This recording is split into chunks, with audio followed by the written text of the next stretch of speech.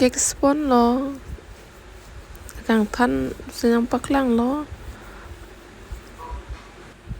tinta layer an selam po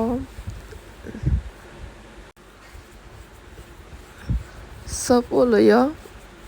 a cake bang two step cake se selami nang lang not ke cheng pen ke jut an good morning kadoko ve phanta nili Facebook page ke lang korte injir do an phanta non ma lompang cake order avedar ma video bang wan long le dat lo non an si cake order long thu mat non an si video wan thu rong lo labang ke first step bang lo white color se pi la first step bang ke tang lo labang ke second step bang lo nang lang